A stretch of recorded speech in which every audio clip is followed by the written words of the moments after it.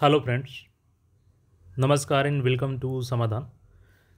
साथियों, उम्मीद है कि आप सब अच्छे होंगे और साथ ही साथ आपकी स्टडी भी अच्छे से चल रही होगी। साथियों, अभी बिहार में आपका CGL 4 वैकेंसी आनी है। इसके रिगार्डिंग सोमवार को बैठक भी हुई थी और बहुत जल्दी ये वैकेंसी आ जाएगी। अब ज़्यादा आपको वेट नहीं करना है अब, क्योंकि ऑलरेडी काफ़ी डिले हो चुकी है वैकेंसी। अभी इसमें हम लोग सीटों की संख्या भी जानेंगे कितना है इसमें। और देखिए, कल कैबिनेट की बैठक थी, मुख्यमंत्री के नेतृत्व में कैबिनेट की बैठक हुई और उसमें फैसला लिया गया जो 35% रिजर्वेशन है, वुमेन रिजर्वेशन, उस पर बहुत बड़ी फैसला आई। लेकिन फैसला के साथ झूठ का अफवाह भी फैलाया जाता है और सरकार भी अपने मकसद में कामयाब हो जाती है, क्योंकि उनके झूठ को परसने वाले भी बहुत लोग होते हैं। ये ऐसा नहीं है कि पहली बार रिजर्वेशन को लागू किया गया है 35%, ये पहले से लागू है। लेकिन अफवाह ये है कि अब इसको बोला जा रहा है कि ये वर्टिकल रिजर्वेशन है। बहुत से लोग इसको अफवाह फैला रहे हैं कि अलग से होगी, यानी कि सबसे पहले 35% सीटें छांट ली जाएंगी, उसके बाद आपका बचे हुए सीट पर मेल कैंडिडेट आएंगे। तो सबसे पहले आपको सच्चाई जान लेना है, क्योंकि अभी CGL 4 वैकेंसी आएगी और इसी को लेकर के छात्र परेशान हैं कि अगर 74% रिजर्वेशन लागू हो गई तो फिर हम लोग का क्या होगा, हम लोग कहाँ जाएंगे। तो पहले इस वीडियो को पूरी देखिए, सारी जानकारी आप सही से समझ लीजिए, फिर आप अपना राय जरूर साझा कीजिएगा। तो देखिए, अब इसके आने वाली इस सभी भर्तियों पर इसका असर पड़ेगा, चाहे अभी TRE 4 की वैकेंसी आएगी, CGL 4 है, दरोगा की वैकेंसी, सब पे असर पड़ेगा इसका। पहले मैं आपको दिखाता हूँ यहाँ पर न्यूज़, सामान्य प्रशासन विभाग का ये न्यूज़ था।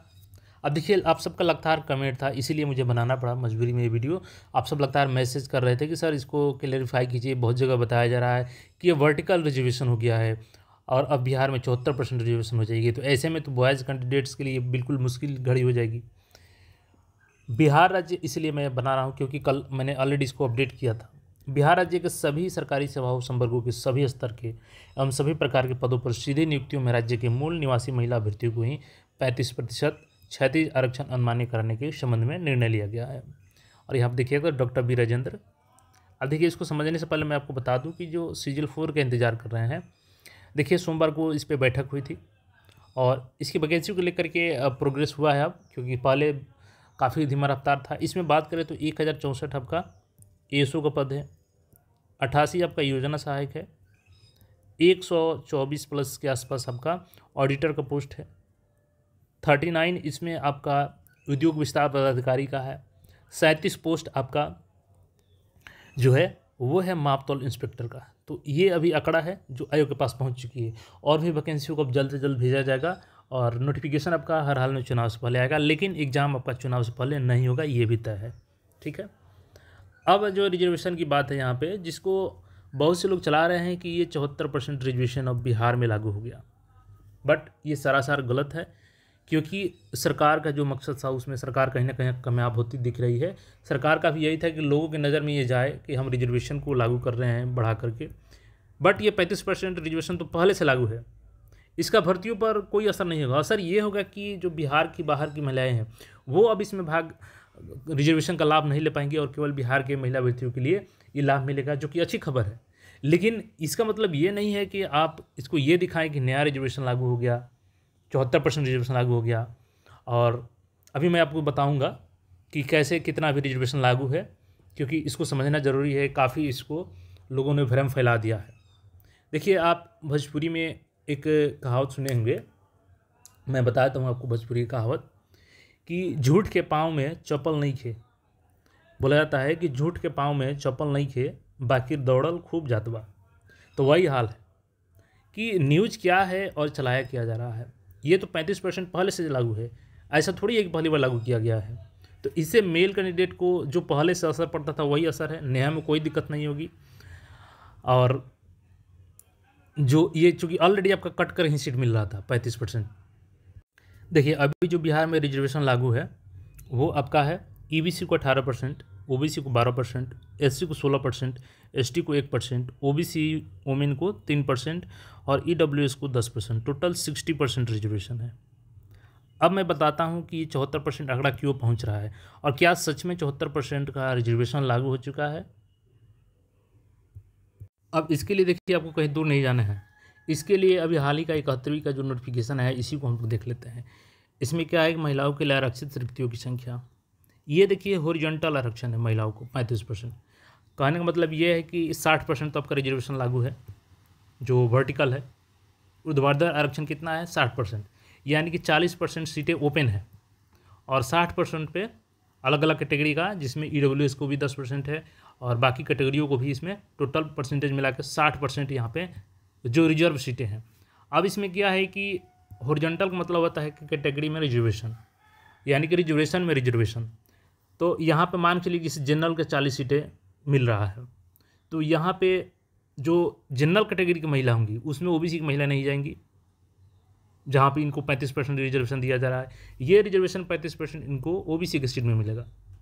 और इसी तरीके से अगर ईबीसी महिला है तो जो 35% इनको आरक्षण मिलेगा वो ईबीसी का जितना सीट है उसमें 35% मिलेगा, ना कि टोटल 100 सीटों पर मिलेगा। ये बिल्कुल गलत बात है, ऐसा कोई न्यूज़ नहीं है। अब देखिए जैसे यहाँ पे है आपका कि जैसे जनरल का मांग चलिए सारे कैटेगरी में रिजर्वेशन देने के बाद जनरल में जैसे यहाँ पे 40 सीट बचा, तो अब जो जनरल कैटेगरी की महिलाएं हैं, याद रखिएगा केवल जनरल कैटेगरी की महिलाएं, इनको 35% का आरक्षण देना है। तो ये 35% का आरक्षण आपका 100 सीटों पर नहीं होगा, बल्कि ये जो जनरल का 40 बचा है इसमें होगा, और इसका निकालेंगे तो 14 आता है सीट महिलाओं के लिए। देखिए यहाँ पे 14 सीट है, ठीक है। इसी तरीके से ईडब्ल्यूएस में है, यहाँ पे 10 में 4 है, अलग अलग कैटेगरी में यहाँ पे है जो सीटों की आंकड़ा है।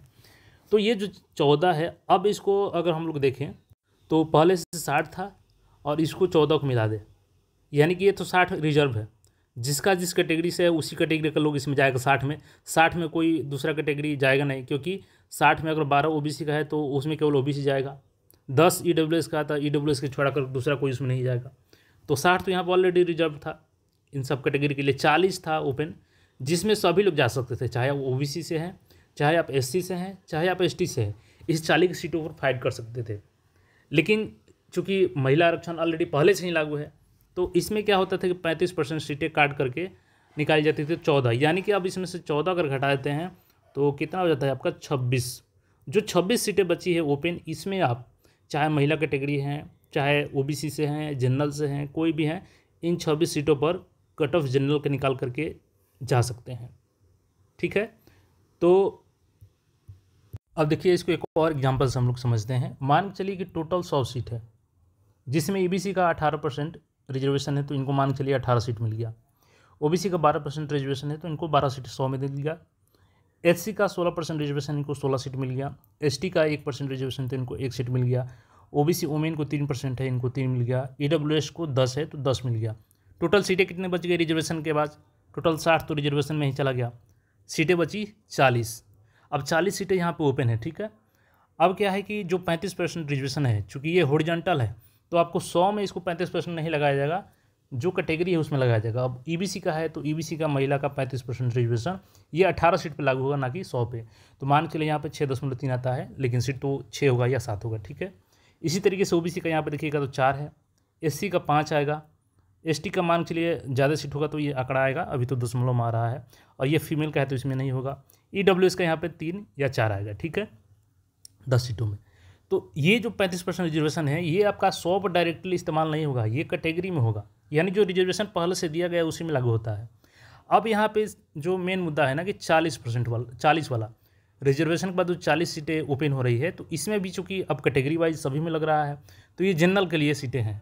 तो जनरल के लिए सीटें हैं तो यहाँ पे जनरल महिला, यानी कि जो किसी भी कैटेगरी के रिजर्वेशन का लाभ नहीं ले रही हैं, वो जनरल में है, तो उनको भी यहाँ पे 35% सीट रिजर्व की जाएगी 40 सीटों में। तो यानी 14 सीट यहाँ भी महिला के लिए रिजर्व हो गई। तो कुल मिलाकर के 60 और 14 74 सीट रिजर्व हो गया। अब बचा 26, तो 26 सीटों पर ही यहाँ पे जो कोई भी छात्र है, चाहे वो जनरल के हैं, ओबीसी के हैं, अगर वो कट ऑफ पार करते हैं जनरल का, तो इसमें इनका चयन होगा, चाहे वो महिला ही क्यों ना हो। और ये पहले से लागू है, ये अभी लागू नहीं किया गया है। तो इसमें बस ये अंतर किया गया है कि आपका जो अदर स्टेट की महिलाएं इसका लाभ ले रही थी, वो अब इसका लाभ नहीं लेंगी, यानी कि बिहार की महिलाओं को इसका बेनिफिट मिलेगा। तो कोई इसमें नया चीज़ नहीं किया गया है, बस उसको केवल इन्हेंस कर दिया गया है इसको कि हाँ बिहार की महिलाएं ही इसका लाभ लेंगी। तो इसलिए आपको परेशान नहीं होना है, ऑलरेडी आपका पहले से भी यही कंडीशन था और अभी भी यही है। हाँ, ये ज़रूर है कि इतना नहीं होना चाहिए, क्योंकि बॉयज़ को भी ध्यान में रख कर करना चाहिए। बाकी इस पर आपका क्या सोचना है कमेंट करके ज़रूर बताइएगा। मिलते हैं फिर नए अपडेट में, धन्यवाद।